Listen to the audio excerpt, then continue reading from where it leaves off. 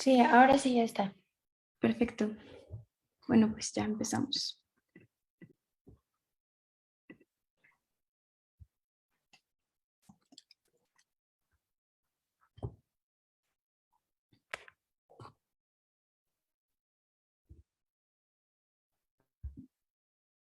Bueno, pues bienvenidos todos a esta transmisión en vivo de la Unión de Mujeres Activistas con la revista de Historia El Hilo Rojo.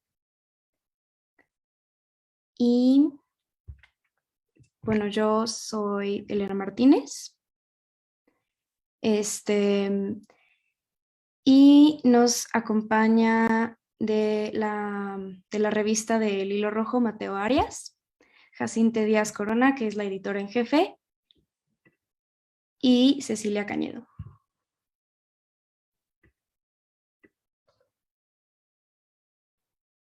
Bueno, pues bienvenidos.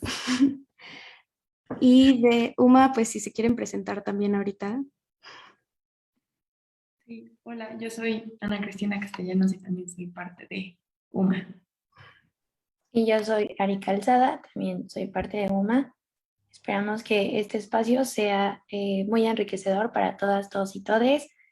Y pues cualquier comentario que tengan nos los pueden poner en Facebook o nos pueden...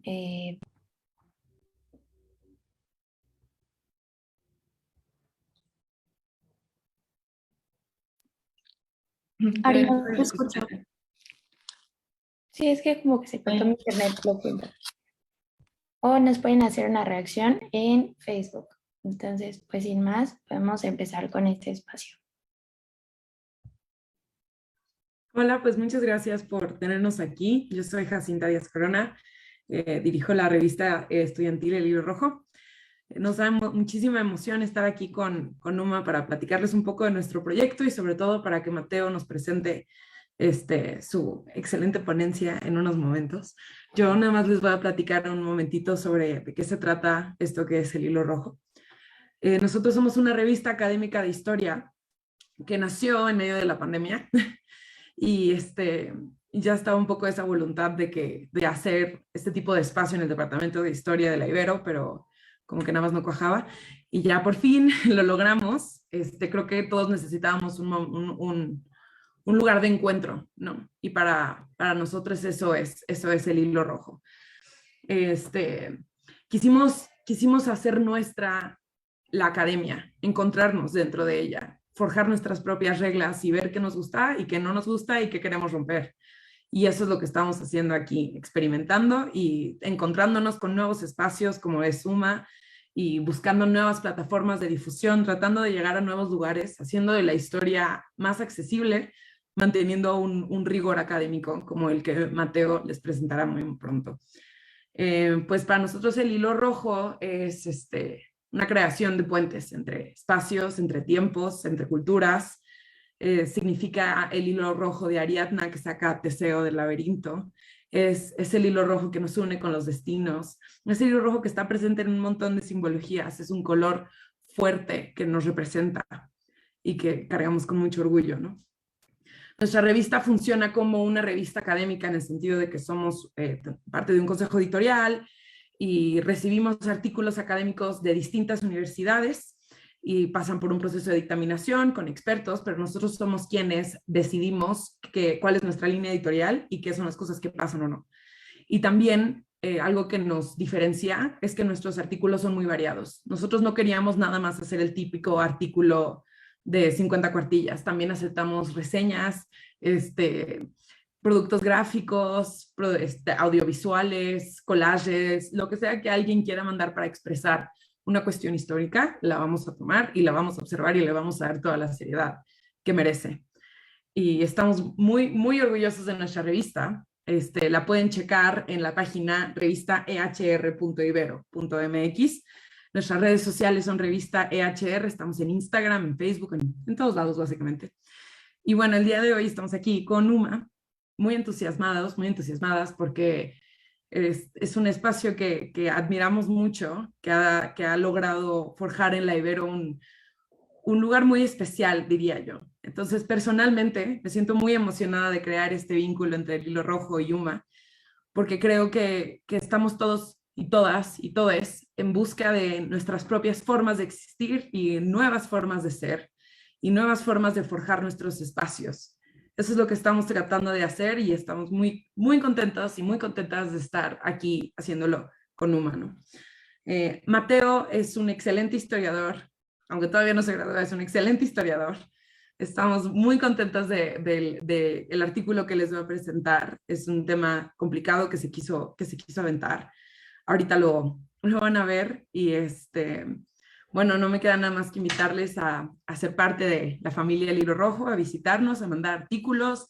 No tienen que ser historiadores para mandar cosas de historia. Y ahorita cerramos convocatoria, pero tenemos nuestro primer número en la revista y esté atento para el segundo número. Y bueno, no me queda nada más que agradecerles por este espacio y darle la bienvenida a Mateo Arias. Qué honor ser presentado por una historiadora de la talla de Jacinta. Realmente me siento muy halagado. También quiero darle las gracias a Cecilia por haber coordinado este espacio y por supuesto a Uma por permitir este diálogo y esta colaboración entre ellas y la revista El Hilo Rojo. Le apreciamos mucho esta oportunidad. Y pues bueno, yo les voy a hablar de una investigación que realicé y que tuve la fortuna de poder publicar en el primer número de la revista estudiantil del Hilo Rojo. Voy a compartir pantalla. Espero poder comunicarme de forma correcta y no ser como muy agobiante. Bueno, el título de mi texto es Ser y deber ser de la mujer estadounidense de clase media durante la Guerra de Secesión. Creo que es muy importante, es que en este título hay varios conceptos que es necesario como clarificar para explicar por qué este título, ¿no? Entonces, en cuanto al proceso de producción, ¿por qué me lancé con este escrito? Pues por ahí de tercer semestre, yo actualmente estoy en sexto semestre, tuve la materia de América Anglo-Francesa con Erika Pani, una muy buena historiadora mexicana que les recomiendo que revisen algunos textos suyos. Y pues ella nos dejó leer pues, textos norteamericanos y por azares del destino escogí Mujercitas de Louisa May Alcott, una novela muy, muy reconocida. Y a partir de ello me llamó mucho la atención cómo Alcott hacía un contraste a través de las cuatro hijas, Meg, Amy, Beth y Josephine, en el que podemos ver cómo cada una tenía como diferentes comportamientos, sobre todo en la figura de Josephine. Entonces me llamó la atención ver cómo por un lado estaba como el ser, ¿no? Cómo era Josephine, cómo eran las demás hermanas, y por otro lado la moral estadounidense que se establecía sobre la mujer. Y a partir de ello, pues me llamó la atención el tratar de visualizar con mayor profundidad cómo se construían estas estructuras, ¿no? De ese ser y ese deber ser, que ahorita voy a explicar con mayor detenimiento. Me lancé también con este escrito porque creo que es muy relevante que dentro de la academia, pero fuera de ella, las y los historiadores rompamos con esa forma, esa narrativa de los grandes hombres que se ha ido pues edificando desde siempre, en donde siempre se hace esta historia de los héroes, pero no de las heroínas, de las grandes figuras políticas masculinas o de las élites masculinas. Creo que también es importante, y esto se ha ido manejando ya desde el último tercio del siglo pasado, pero siempre es importante seguirlo enfatizando, que pues desde el siglo XXI, no solo en el campo histórico, pero también desde la literatura, la filosofía y todas las ramas que se puedan, romper con eso, ¿no? Mostrar cómo se pueden estudiar los procesos históricos a partir de aquellas narrativas que la historia ha olvidado, ha marginado o ha sepultado, ¿no? Incluso. Y esto obviamente también incluye a las mujeres. Entonces, bueno, ¿por qué las palabras de ser y deber ser? Como digo, el ser es pues lo que es, ¿no? Cómo eran las mujeres de esa época. Luego voy a manejar unos conceptos que son de mujer pública y mujer verdadera. En el ser podremos encontrar en muchos casos a la mujer pública, como nuestra autora Louisa May Alcott, porque ella se atreve dentro de la sociedad en la que se encontraba a escribir, a cuestionar a la sociedad de su época. Y por otro lado tenemos el deber ser, que era todo este aparato normativo, todo este aparato de regulación, de las construcciones ideológicas culturales, de lo que se supone tenía que ser una mujer, ¿no? Cómo se supone que debía comportarse, cómo debía ser. Entonces ahí entra esto que era como la mujer verdadera. Pero claro, ahí podemos encontrar ese contraste entre lo que se supone que debía ser y lo que realmente eran, ¿no? ¿Y por qué la clase media? Porque pues cuando nos remitimos a mujer, como cualquier otro concepto, pues hay un sinfín de connotaciones, ¿no? En mujer podemos encontrar a diferentes grupos de diferentes etnias, orígenes culturales, grupos socioeconómicos y demás. Entonces, pues tampoco yo no tengo la capacidad para estudiarlo todo el espectro, entonces escogí la clase media porque Louisa May Alcott y otras autoras que voy a estudiar pertenecían a esa clase media. Entendiendo por clase media, pues un grupo en el que no hay una riqueza como tal, pero tampoco hay unas condiciones económicas difíciles. Entonces, antes de entrar de lleno, es muy importante dejar como las bases, ¿no? Los cimientos. Y entre esos se encuentran los presupuestos teóricos, como el término género. Como había mencionado, ha habido una clara amnesia histórica de parte del discurso que ha manejado la historia en general, porque como tal siempre se ha centrado en estas narrativas de las grandes élites masculinas y en temas pues claramente políticos, militares y económicos, como bien sabemos, ¿no? Y sin embargo, es muy importante que la investigación histórica amplíe su espectro, entre esto pues este tema, ¿no? El concepto de género, si nos ponemos estrictos históricamente, pues podemos decir que es anacrónico porque para esa época, mediados del siglo XIX, los años 1800, no existía como tal el término género. Sin embargo, no voy a ocupar el concepto de género como tal, sino como una herramienta de observación. Es decir, al hablar de género, en este caso femenino, la idea es poder, como una categoría analítica suprahistórica, poder acercarme a ver cómo se construían estas representaciones de la mujer. Es decir, lo que quiero observar es cómo la sociedad, en tanto conjunto, establecía a la mujer desde la perspectiva de pues, la vestimenta, la forma en que tenía que ejercer su sexualidad, los roles, la mentalidad, el comportamiento, los estereotipos, todo este aparato que se construye culturalmente, tanto de lo que es como, como el deber ser que se establece socialmente, ¿no? Que se impone, podríamos decir también. Para esto ocupo principalmente tres teóricas. En la siguiente diapositiva las tengo aquí con mayor detalle. A la mexicana, antropóloga mexicana Marta Lamas, que pues es una auténtica celebridad aquí en México en trabajos de historia de género. Y a las norteamericanas Joan Scott, que trabaja historia de Francia, historia de las mujeres, historia de género también, o a Kathleen Canning, que se dedica más a Alemania y que también tiene trabajos de género, ¿no? Estas tres, sé que pues evidentemente me pude haber empapado mucho más de teoría de género, pero pues tampoco pude por cuestiones de tiempo, de que era un trabajo semestral. Sin embargo, creo que estas tres autoras me proporcionaron un buen aparato teórico de cara a encarar este tema que por obvias razones desde mi posición de hombre, pues me dificultaba un poco acercarme a este tema, ¿no? Entonces, en conclusión, cuando hablamos de género femenino, se hace desde una lectura de cómo culturalmente se construye la imagen de la mujer, la simbolización de lo que implica para los Estados Unidos y de lo que socialmente representa esa identidad. Entonces, habiendo dado todo esto, yo me acerco a este tema bajo la siguiente hipótesis. Yo digo que las normas sociales de esa época, de Estados Unidos, limitaban a las mujeres imponiendo duras reglamentaciones y rígidos protocolos a seguir para ser consideradas como damas decentes, que también ahorita voy a explorar eso.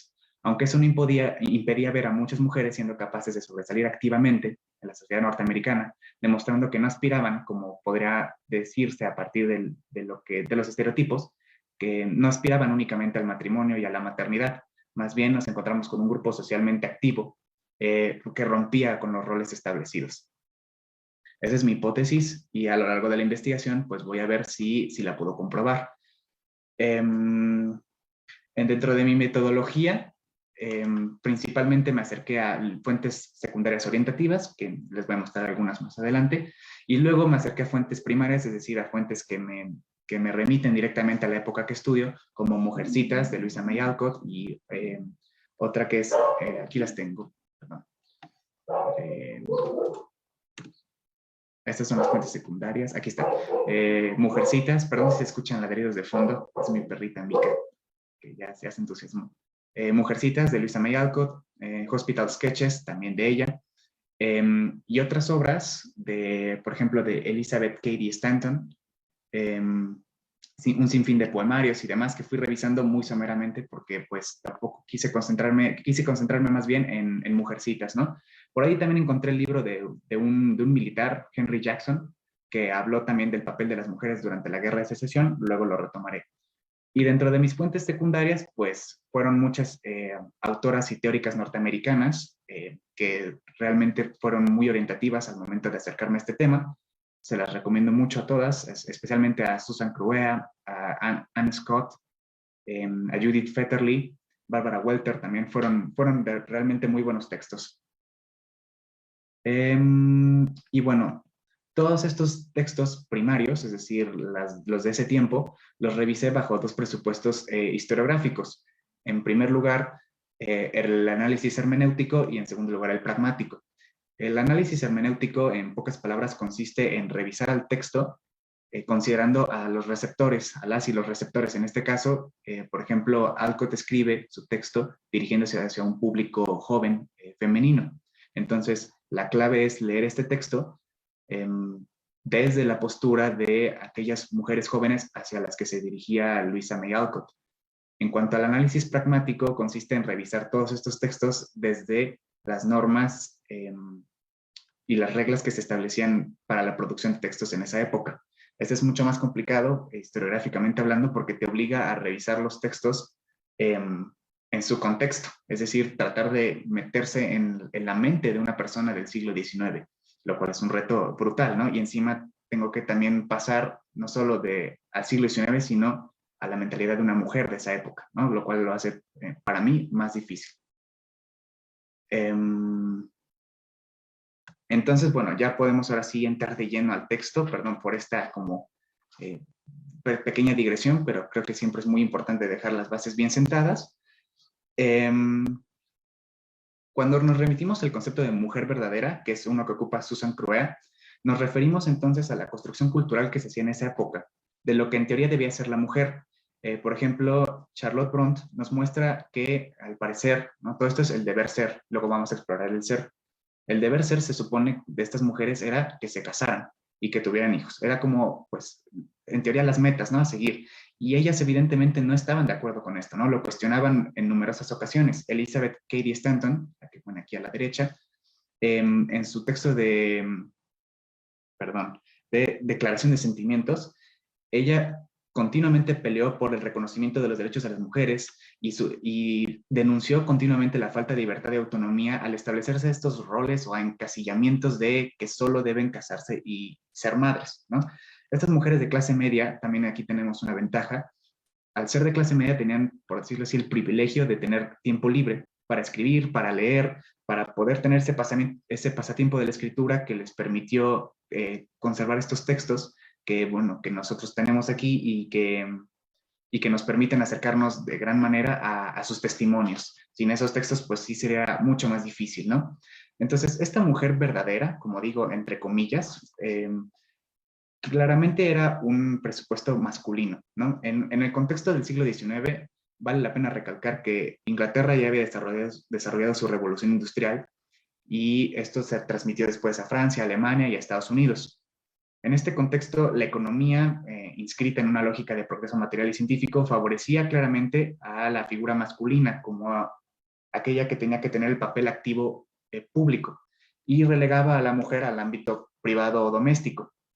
Entonces, en este contexto, a las mujeres se les asignaba el molde de, pues, podríamos decir, sumisión, pureza, castidad, ¿no? Tenía que ser una mujer religiosa, por ejemplo, dentro de los valores judeocristianos, domesticidad. Es decir, para ser una dama decente tenía que tener todas estas características, inocencia, por ejemplo, también, que la hacían, pues, pues yo lo pienso como una muñeca, ¿no? O sea, no es una mujer realmente, se le pone como estos valores que la hacen rígida, ¿no? Una muñeca realmente. Y además una santa, una muñeca santa, ¿no? Por decirlo así, una mujer piadosa, tal. Y es curioso porque del otro lado al hombre sí se le permitía romper con esto, ¿no? Si era un hombre descuidado, un hombre que no trabajaba, tal, bueno, no se ponía en duda que fuera hombre, contrario a la mujer, pero sí, pues bueno, había que reformarlo, ¿no? Y por cierto, ¿quién tenía que tener esa tarea de reformarlo? La mujer, ¿no? La esposa. Entonces, siempre se construyen estas narrativas que, pues, afectaban de sobremanera a las mujeres, ¿no? Porque se les asignaba el rol de guías, de salvadoras, pero desde esta idea de pureza, pero al mismo tiempo calidez, ¿no? De ser cálidas, de ser bellas, ¿no? Físicamente en ese sentido, ¿no? Y todo esto, pues la moral construía a mujeres que al final tenían o se reducían a la buena esposa y buena madre. Todo esto construía un aparato pedagógico que preparaba a estas mujeres para eso, para el matrimonio y la maternidad y nada más. Entonces, Louisa May Alcott, en Mujercitas, cuestiona esto y además lo cuestiona con una maestría brutal, porque ella en vez de denunciarlo abiertamente, lo hace de forma implícita e indirecta, porque el personaje de Josephine, para aquellas y aquellos que no hayan leído el texto, Josephine era la hermana que tenía un comportamiento, por decirlo así, masculino. Se dejaba el cabello recogido o corto, jugaba con los niños, no estaba como inscrita en la lógica de las otras hermanas que se comportaban como debían, ¿no? Entonces, Josephine va siendo este personaje en el que se refleja la autora. Alcott, por ejemplo, ella era eso, era ese rol que se rompía. Ella escribía, ya de ahí entrada ya está rompiendo ese deber ser. Y entonces ella se refleja en Josephine, ¿no? Y aquí les pongo dos citas muy curiosas en donde dice Alcott, ¿no? Josephine, ya va siendo hora de que dejes de imitar a los chicos y te comportes mejor. Cuando eras pequeña no tenía importancia, pero ahora que has crecido, es decir, ya te has vuelto una mujer, llevas el cabello recogido, debes actuar como una dama. Entonces se le achaca a Josephine ser masculina, por decirlo así, ¿no? Eso creo que son las palabras de su padre. Y luego vemos el contraste con Meg, la hermana mayor, que es como ese deber ser. Al igual que la mayoría de las recién casadas, Meg inició su vida matrimonial dedicada a convertirse en una ama de casa ejemplar. John, su esposo, debía encontrar un paraíso en su hogar, ver siempre una sonrisa en su rostro, comer como un rey y no echar en falta nunca ni un solo botón. La joven se entregó a la tarea con tanto amor, energía y alegría que era imposible que no lo lograra. Uno pensaría, si lee estas citas nada más, que Alcott está siendo, pues, no sé, misógina, ¿no? Que está a favor de estas estructuras, pero no, es que ella lo critica de forma indirecta a través del personaje de Josephine, lo cual hace para mí que este texto sea increíble, ¿no? Muy bueno, se los recomiendo si no han tenido la oportunidad de leerlo. Luego pasamos al tema de la moda. Sinceramente yo soy un poco ignorante en este tema, entonces no lo voy a abordar con tanto detenimiento, pero básicamente, como les venía diciendo, el género también se refleja en la vestimenta, es decir, la vestimenta también es parte de los comportamientos, de los roles que se asignan, parte de los códigos culturales que construye una sociedad. Entonces, digo, este es de no es de la vida cotidiana esta foto, no se vestían así diario las mujeres, ¿no? Ni los hombres tampoco no se vestían así siempre. Pero lo que sí podemos destacar es que estas vestimentas, como pueden ver, con las faldas tan toscas, tan grandes, tan largas, el uso de guantes, de sombreros en algunos casos, zapatillas, es una vestimenta, pues, evidentemente incómoda, ¿no? Estar así es incómodo. Entonces, y eso, por ejemplo, le pasa a Josephine en el libro de Alcott. Cuando ella se viste así, porque así lo hacían sus hermanas en los eventos familiares, no tolera la falda, se siente incómoda con los zapatos. Entonces, eran vestimentas que al final, para mí, apuntaban a hacer de la mujer una mera apariencia, pero no un agente económico activo. Vestiéndose así no te permite trabajar, laborar.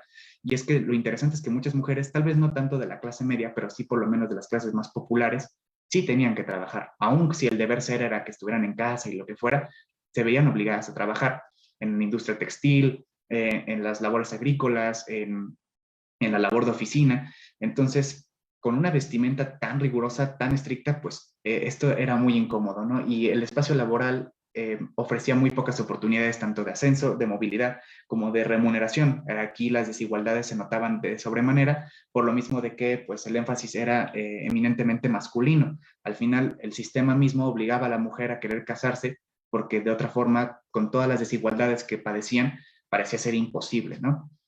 Entonces, bueno, por cierto, esta es la moda victoriana por la reina Victoria de esa época. Y entonces ahora sí entramos con la ruptura. Ya vimos como el deber ser, es decir, lo que se supone que tenía que ser culturalmente hablando. Ahora hay que ver el ser, cómo realmente eran muchas de estas mujeres. Y aquí pues encontramos el ejemplo de Alcott, la autora de Mujercitas, que como ya les digo, ella era de Nueva Inglaterra, al noreste de Estados Unidos. Ella se refleja en el personaje de Josephine, cuestionando los roles establecidos para las mujeres. Josephine es ese medio de protesta que tiene la autora para romper con ese rígido deber ser, para cuestionarlo mostrar un medio de oposición. Al final, la intención de Alcott, porque ella es una mujer de su tiempo, está inscrita en esa lógica que es de esa época, tampoco está diciendo no sean madres o no sean esposas, tampoco tiene ese mensaje Alcott. Su mensaje es, sean lo que ustedes quieren ser. Si Josephine quiere ser, no sé, escritora, que lo sea. Si Meg, la hermana mayor, quiere casarse y quiere ser esa buena esposa, pues que lo sea, pero porque ella lo escogió, no porque la sociedad le hizo escoger eso. Ese es el mensaje de Alcott al final de todo su libro, y para mí eso es algo que hay que rescatar muchísimo. Al final, lo que quiere Alcott es que las mujeres o la juventud femenina a la que se dirige sean las artífices de su destino, no lo que la sociedad quiere que ellas sean. Y por eso su libro es uno creador de conciencia. Nos revela, por ejemplo, el conflicto interno que muchas mujeres como Josephine tenían de, es que he de ser esa buena madre, esa buena esposa, o por el contrario, puedo dedicarme a otras cosas, puedo escribir, puedo dedicarme a lo que yo quiera. Entonces, este cuestionamiento que muchas mujeres de su época seguramente tuvieron, como ella, de encajar en el molde, Alcott lo dice claramente, no es necesario, no tienes que encajar en el molde, puedes ser quien tú quieras. Entonces, las mujeres, en este caso, las lectoras a las que ella se dirige, deben decidir por sí mismas. Y aquí entonces podemos ver una asimetría, esa ruptura entre el deber ser, los códigos culturales que se asignaban al género femenino, y el ser. Josephine, esa mujercita masculina, tosca, ruda, es el argumento del libro, porque ella escribe, juega con los niños, es extrovertida, no tiene miedo del que dirán. Ella simplemente es. Y ese es el mensaje al final que nos deja Alcott. Más adelante, en mi texto exploro lo que viene siendo este cuestionamiento, ¿no? Si las mujeres de esta época, de clase media, de nuevo, eran actrices sociales en segundo plano, o si por el contrario tenían un rol relevante económico, político y social. De un primer vistazo podríamos pensar que tal vez tenían un rol secundario, ¿no? Sin embargo, si uno se detiene a revisar con detenimiento a personalidades como Alcott, como Elizabeth Cady Stanton, como Dorothea Dix, que ven aquí en pantalla, vemos cómo las mujeres de clase media de esta época no solo manifestaban su inconformidad con este tipo de estructuras masculinas, un sistema masculino preeminente, sino que también participaban públicamente de forma activa, interviniendo, luchando, por ejemplo, luchando no se entienda todavía como algo, como una connotación violenta, sino luchando en el sentido de propugnar, ¿no? A través de manifestaciones, de protestas, por sus libertades sociales, por remuneraciones, por derechos civiles. Es decir, todavía, recordemos que no podemos hablar como tal de un feminismo en esta época, pero sí podemos decir de un protofeminismo, en donde se empieza a buscar más libertades para las mujeres, rompiendo ese deber ser de nuevo, ¿no? Y estas luchas se daban, por decirlo así, desde la familia, en el ámbito familiar, cuestionando al padre, cuestionando al esposo, pero también en la iglesia, en la sociedad en general, ¿no? Es decir, son diferentes luchas que libraban estas mujeres en diferentes ámbitos, pero al final en ámbitos tanto privados como públicos. Entonces llegamos aquí a la Guerra de Secesión. La Guerra de Secesión estadounidense fue una guerra civil que enfrentó a los estados del norte industrializados y no esclavistas, con los estados del sur agrícolas y esclavistas.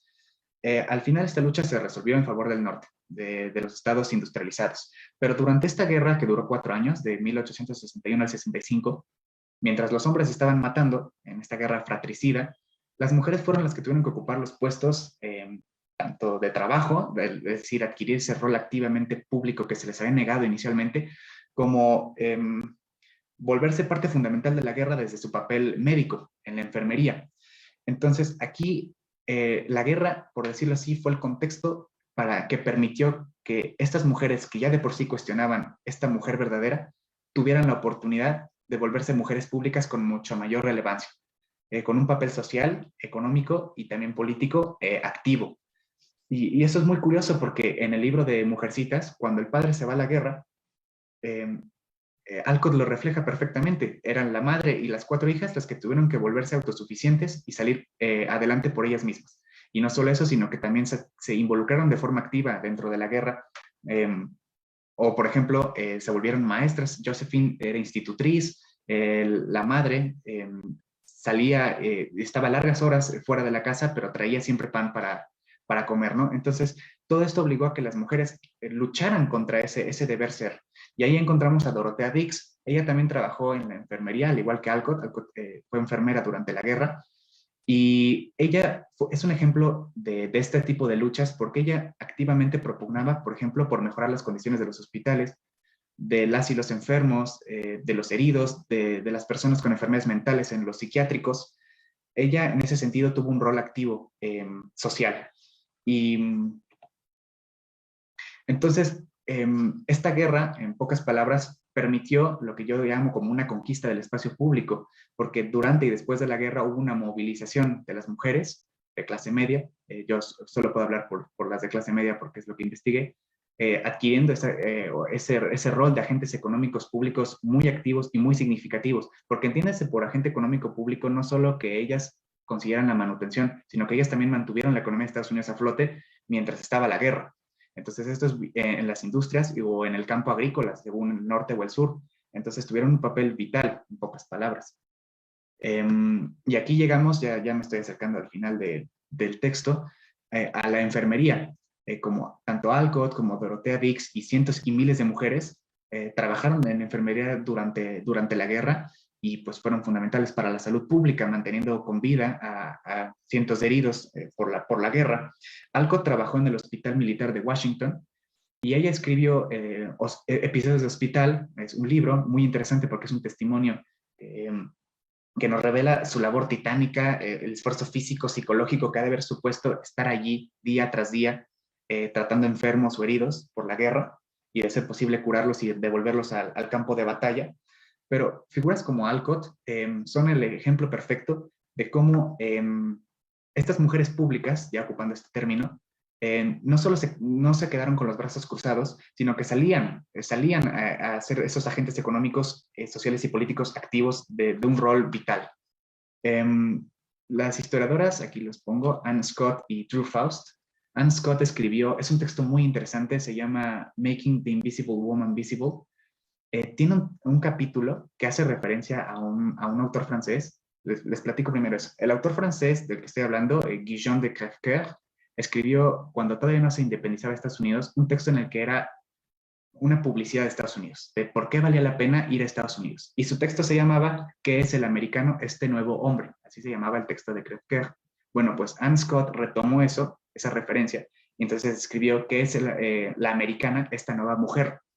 Y es muy interesante porque ella nos demuestra cómo a partir de la guerra, pero tanto de esta guerra de secesión que estoy hablando, como por ejemplo durante la independencia o durante un conflicto que hubo entre Estados Unidos y Gran Bretaña, es decir, durante 3 grandes momentos militares, fueron esas coyunturas las que permitieron que muchas mujeres protestaran por la guerra, formaran asociaciones por derechos civiles, por libertades sociales, que no se callaban en ningún momento. Y Drew Faust, en su texto Mothers of Invention, también nos habla de esto, de que ellas cuestionaban totalmente el hecho de que hubiera una guerra, como ¿para qué una guerra? Y si bien pues no se les escuchó mucho esta opinión, quedan ahí los testimonios de sus cartas, de sus manifestaciones, de sus protestas que realizaron, ¿no? De nuevo, otra vez tenemos esta imagen de la mujer pública, que cuestiona a la mujer verdadera, que era la del deber ser, que tenía que ser como una muñeca, ¿no? Entonces así arribo a mis conclusiones, en donde, en primer lugar, demostramos que la investigación histórica, si quiere tener una escena mucho más completa de los acontecimientos, debe también incluir a los grupos que ha olvidado durante siglos, entre ellos, pues las mujeres, ¿no? Entonces, eso es lo primero que podemos encontrar aquí. Para comprender en una dimensión mucho más amplia la guerra de secesión y todas las consecuencias que tuvo, porque no solo es la guerra de secesión igual a fin de esclavitud en Estados Unidos. Hay que tener una visión mucho más amplia y entre ello tenemos el papel de estas mujeres públicas que adquirieron en su tiempo, sino que también podemos ver cómo muchas mujeres divergían con esos estándares de nuevo de pureza, delicadeza, virtud, castidad, virginidad prematrimonial, maternidad, cómo rompían con eso, volviéndose personas activamente relevantes para el ámbito económico y social. Según mi lectura de todo esto que he hecho, la guerra de secesión fue un punto de inflexión, porque si vemos estadísticas, por ejemplo, a principios del siglo XIX, solo el 10% de las mujeres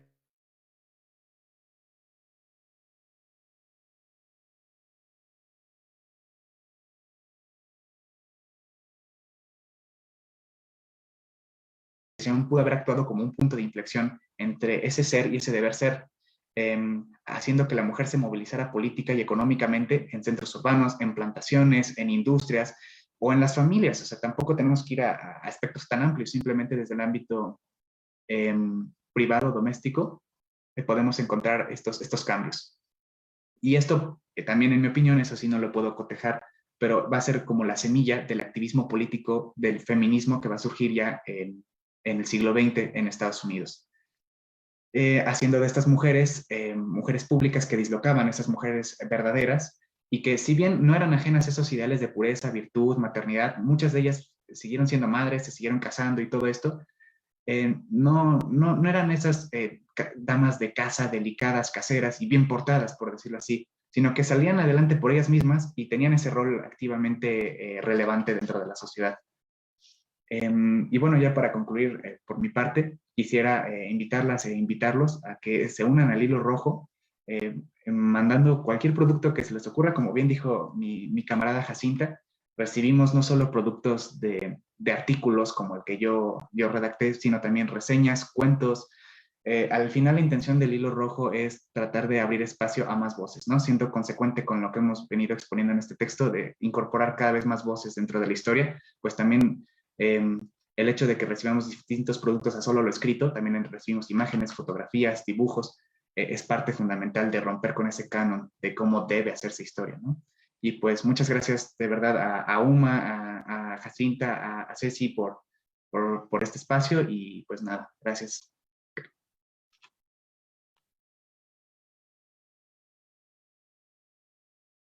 Pues muchísimas gracias a ti, Mateo, por compartirnos tu texto, bueno, tu investigación. Bueno, en UMA la leímos, nos gustó, nos interesó. Si está bien, te podríamos hacer algunas preguntas. Sí, con mucho gusto. Gracias. Bueno, Ari, si quieres. Sí, bueno, a mí en específico cuando nos escribieron y nos contaron un poco de tu texto, me llamó mucho la atención porque como decía Jacinta y como tú mismo decías al inicio, pues es un tema complejo, ¿no? Que tiene muchos otros aspectos interseccionales que nos llevaríamos aquí días hablando de ello, pero me gustaría como enfocarme en, para ti, como hombre que vive en México muchos siglos después, ¿por qué crees que es importante hablar del actuar de las mujeres en la historia? Es una muy buena pregunta, Ari. Creo que parte de hacer historia consiste, en mi opinión, en abrir un espacio para aquellas voces que el tiempo se sepultó. Y entre estas voces creo que injustamente han estado muchas mujeres como Alcott, como Stanton o como Dorothea Dix, que fueron las que yo expuse en esta investigación, que no solo en su momento tenían algo muy relevante que decir, sino que para nuestra sociedad, incluso para el siglo XXI, siguen teniendo palabras muy vigentes y muy importantes. Quisiera aclarar también que yo soy de los partidarios de que la historia de las mujeres las escriban las mujeres. Yo lo creo totalmente así. Sin embargo, en este caso, en este texto, yo me acerqué o me atreví, por decirlo así, a hacer esta investigación, porque creo que también es parte importante que también nosotros los hombres rompamos de vez en cuando con estas narrativas, ¿no? Que se demuestre que no solo es palabra, ¿no? No solo es, bueno, podemos hacer historia de tal, sino demostrarlo, que sí la hacemos, ¿no? Que sí podemos romper con ese discurso. Entonces, al final mi intención con este texto es que historiadoras mucho más talentosas y mucho más preparadas continúen con estas investigaciones y sigan con este trabajo, ¿no? Realmente sería una gran oportunidad porque, como dices, nos podemos detener días y días, o sea, solo de Alcott se puede escribir un libro entero, ¿no? Y así de todas ellas. Entonces, pues sí, es una gran área de oportunidad. Muchas gracias, Mateo. No sé si Elena quieras hacer una pregunta o Ceci también, creo que por ahí. Sí, adelante, Ceci. Bueno, yo la mandé por el chat de Facebook, pero de todos modos te la hago directamente, Mateo, y a ver si logré bien como englobar lo que quería preguntarte. es cómo interpretas esta ruptura del deber ser si al introducirse a las mujeres en esferas de la sociedad antes inalcanzables para ellas, están todavía moviéndose dentro de un sistema patriarcal. Como mujer de mediados del siglo XIX, ser agente social y económico activo te priva de tu feminidad. Te pregunto esto porque mencionaste a la autora Scott me parece que fue Anne Scott, con su concepción de la nueva mujer, pero en un mundo en el que también las aportaciones teóricas de mayor importancia son las expedidas por hombres, ¿qué alcance o importancia puede tener la postura de Scott en el entendido colectivo de lo que es una mujer? Te pregunto esto. Sí, es una pregunta muy desafiante, pero muy buena, Ceci. Yo creo que para ese tiempo, para mediados del siglo XIX, el hecho de que estas mujeres adquirieran un rol público activo y relevante, obviamente no les quitaba su feminidad, pero socialmente hablando, desde la perspectiva cultural masculina de ese tiempo, yo pensaría que muchas de estas mujeres fueron tachadas de masculinas, como Josephine dentro del texto de Alcott, de ser poco femeninas o de no ser esas mujeres decentes, ¿no? Yo pienso que en ese tiempo se les ha de haber puesto ese estigma, esa mácula, injustamente, pero sí, yo creo que a muchas de ellas se les ha de haber puesto esa cruz, ¿no? De no, cuidado o peligro. Entonces, pues bueno, es parte de esa ruptura con los valores, y bueno, y también no hace falta irse al siglo XIX, todavía en la actualidad a muchas mujeres se les sigue poniendo ese estigma por querer romper con ciertos valores preestablecidos, ¿no?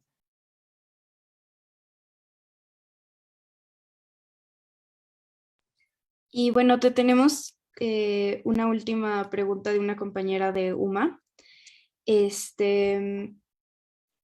¿Qué limitaciones consideras que existen al escribir sobre mujeres siendo hombre? Justamente hace 2 semanas estaba platicando de eso en seminario de investigación. Yo creo que sí tenemos los hombres un sesgo muy importante al momento de acercarnos a estos temas, porque no tenemos la manera de pensar a partir de las desigualdades que las mujeres sí padecen. Realmente, por ejemplo, mi madre es médico, y yo nunca me había dado cuenta de que ella ya me lo contó muchos años después, de que ella cuando trabajaba en el hospital, siempre había esa preeminencia hacia el doctor hombre, pero no hacia la doctora, que era como de, bueno, pues la doctora pues, se le daba como un papel más secundario y tal. Entonces, creo que para romper con un poco con ese sesgo es fundamental acercarse a la lectura de las perspectivas de género en general, y también a las teóricas como Marta Lamas, como John Scott y autoras tan relevantes actualmente, que yo creo que nos permiten ser un poco más conscientes de la situación que las mujeres han padecido y padecen hoy en día. Yo creo que sí son limitaciones importantes, y por eso creo que la historia de las mujeres sí debe ser escrita por mujeres, pero pues bueno, sí, ahí está. Yo quisiera hacer ahora sí ya una última pregunta porque me quedé pensando con tu respuesta.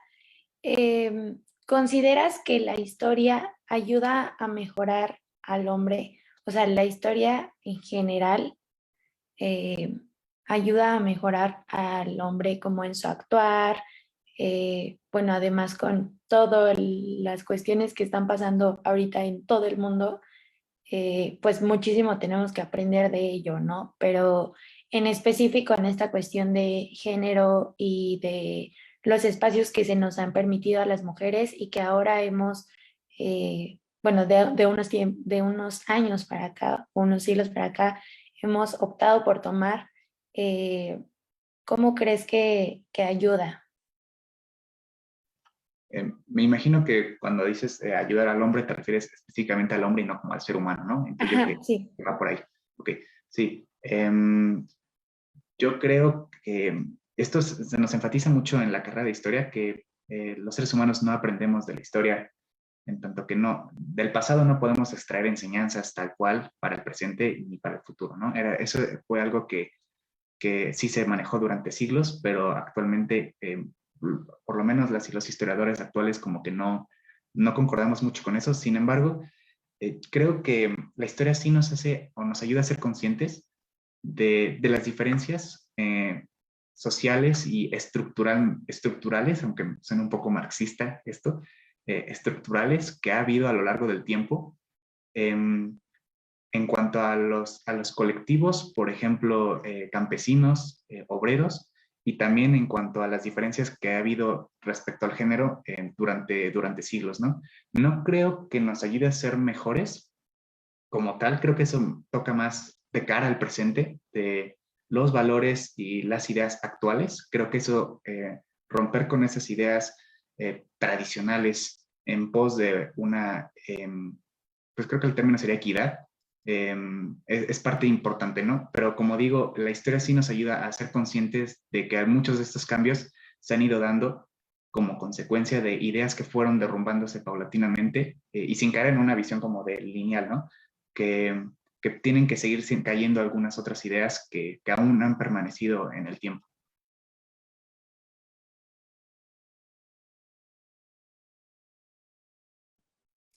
Pues muchas gracias, Mateo, por compartirnos toda tu investigación y también todo lo que aprendiste a raíz de ello.